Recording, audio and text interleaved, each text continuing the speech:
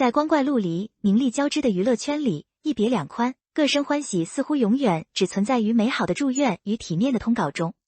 更多的现实是，当繁华落尽，曲终人散，曾经互相成就的伯乐与千里马，往往会因为利益的纠葛与边界的模糊，最终走向对簿公堂的境地。近日，一则关于王一博起诉《陈情令》出品方新派传媒的消息，如同一颗石子投入了看似平静的内娱湖面，激起了千层浪。许多人的第一反应是错愕与不解，新派传媒不正是当年那部让王一博凭借蓝忘机一脚火遍大江南北，实现阶层跨越的爆款剧的幕后推手吗？双方明明有过一段互相成就的佳话，为何会走到撕破脸皮的地步？然而，当你拨开情怀的迷雾，仔细审视这起诉讼的始末，就会发现这并非是一场简单的忘恩负义或过河拆桥，这其实是一场蓄谋已久、关乎契约精神与个人边界的法律反击。它撕开了影视行业长期存在的一块遮羞布，将那些隐藏在剧集版权之下的肖像权霸凌，赤裸裸地暴露在阳光之下情怀的保质期与契约的底线，一码归一码的清醒。我们必须承认，《陈情令》对于王一博的演艺生涯具有里程碑式的意义。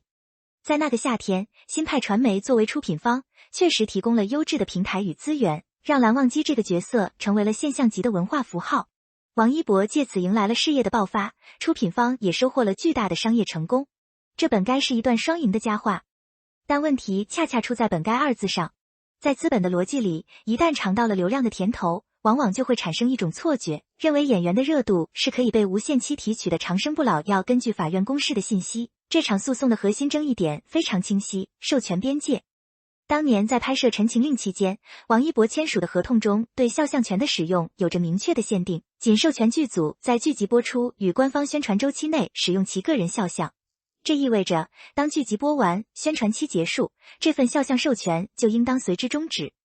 然而，现实却是，合作结束多年后，新派传媒及相关公司并没有遵守一别两宽的默契，而是继续将王一博的剧照、片场肖像，甚至未公开的花絮等物料，疯狂地用于商业变现。吃水不忘挖井人，王一博从未否认过《陈情令》带来的机遇，但感恩绝不能成为被无限期白嫖的理由。当情怀被当作越界的挡箭牌，当契约精神被流量的贪婪所践踏，拿起法律武器维权，就成了唯一且最正确的选择。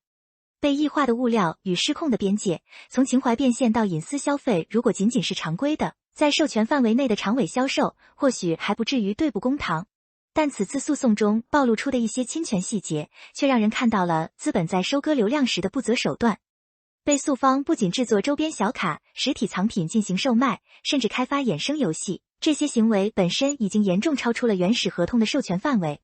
更令人不齿的是，为了维持热度、刺激粉丝消费，相关公司涉嫌将剧组拍摄期间留存的大量私密花絮进行恶意剪辑后外泄传播。我们需要深刻理解恶意剪辑花絮背后的危害。在片场，演员处于一种相对放松，甚至毫无防备的状态，那些未经修饰的画面、私下的互动，甚至是疲惫时的神态，都属于个人的隐私范畴。资本为了迎合部分受众的窥私欲，将这些素材断章取义、恶意拼接，不仅将其用于商业牟利，更间接催生了大量针对艺人的不实言论与网络暴力。这种做法，本质上是将演员物化和异化。在资本眼中，演员不再是一个个有血有肉、有尊严的个体，而是由一个个可以变现的物料组成的数据集合。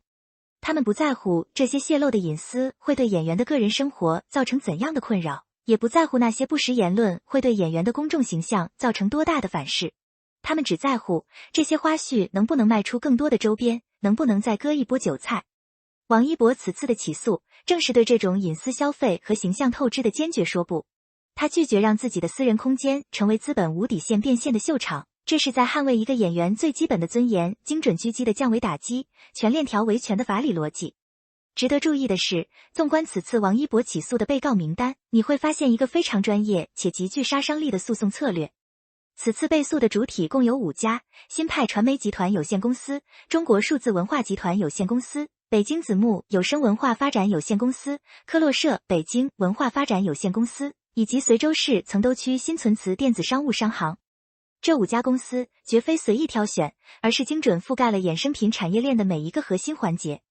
新派传媒是掌握核心 IP 的出品方，中国数字文化集团、北京子木有声文化、科洛社文化等可能涉及唱片出版、周边制作、内容分发等中游环节，而随州市曾兜区新存祠电子商务商行，则是直接面向消费者进行终端销售的电商方。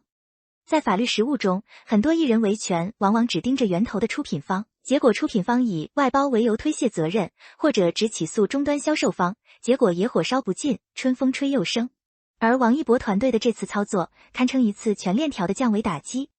从掌握 IP 的源头，到负责制作的中间商，再到终端销售的零售商，一网打尽。这种打蛇打七寸的策略，传递出一个强烈的信号，这不是为了要一点赔偿金的象征性维权，而是要彻底斩断这条侵权利益链。从法理上看，这也厘清了一个长期困扰行业的模糊地带，剧集的著作权与演员的肖像权的冲突。很多影视公司认为，我拥有这部剧的版权，我就拥有剧里所有的画面，包括演员的脸，我想怎么用就怎么用。但法律界人士明确指出，演员在剧中的形象，其肖像权依然归属于演员本人。出品方拥有的是剧集的著作权，但这并不意味着可以无限期、无限制的剥离并任意商用演员的肖像。当合作结束，著作权的行使就必须为肖像权让路。这5家被告的落网，正是对这一法理逻辑的生动实践刺破行业潜规则。谁再把演员当终身血包，将视角从这起个案拉高，我们会发现，王一博的这次诉讼其实是在挑战整个内娱行业一个心照不宣的潜规则。在如今的影视圈，部分影视公司在作品完结后，默认拥有艺人的终身流量使用权。在他们的逻辑里，只要这部剧火了，演员就欠了剧组一辈子的人情。于是，我们看到了各种离谱的售后，剧播完2-3年了，还在用演员的剧召开直播卖货。演员明明已经进组拍了新戏，老东家还在发通稿蹭热度，甚至像此次事件中这样，把未公开的花絮当成盲盒一样慢慢放出来，持续收割粉丝的钱包。这种杀鸡取卵式的做法，不仅严重消耗了演员的个人品牌价值，也让所谓的剧集售后变了味，沦为了一种令人反感的赛博包身工制度。很多演员为了顾及体面，或者因为忌惮资本的力量，往往选择忍气吞声，任由自己的肖像被滥用，但王一博选择了打破这种沉默。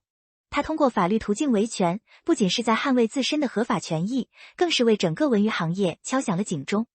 他用实际行动告诉那些装睡的公司，演员不是剧集的附属品，更不是可以终身免费提取的流量血包。合作结束就是结束，尊重合同，尊重演员的肖像权，是底线，也是红线。这起诉讼无疑为厘清剧集版权与演员肖像权的边界提供了一个极具参考价值的标杆。它倒逼着影视行业重新审视自己的商业模式，从粗放式的流量收割向尊重契约、尊重创作者的精细化运营转型让归让，让法律回归常识与体面。目前，这5家被告方已经收到了法院的传票，案件已定于今年10月8日，在湖北省随州市曾都区人民法院公开开庭审理。若被告无故缺席，法庭将依法缺席裁判，这意味着这场关于肖像权边界的法律之争即将迎来实质性的庭审阶段。所有的证据、合同的条款、侵权的事实，都将在法庭上接受最严格的检验。王一博方面在此事上的态度，始终保持着一种难得的清醒与体面。他们明确表示，认可陈情令带来的机遇，感恩作品与剧组曾经的付出。但感恩归感恩，一码归一码，对于超出授权范围的侵权行为，绝不纵容，绝不妥协。这种恩怨分明的态度，恰恰是成年人世界里最宝贵的品质。他不否认过去的辉煌，也不畏惧未来的交锋。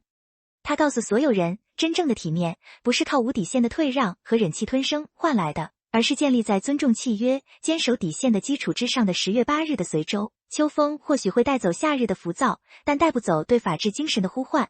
我们期待法院能够依法给出一个公正的裁决。这不仅是对王一博个人权益的保护，更是对整个影视行业规则的一次重塑。当法律的归法律，情怀的归情怀，当每一份合同都能被严格执行，当每一个演员的肖像权都能得到应有的尊重，我们的文娱行业才能真正走向成熟，才能迎来更加健康、长远的未来。而这，或许才是对当年那部带来无数感动与辉煌的《陈情令》最好的告慰与致敬。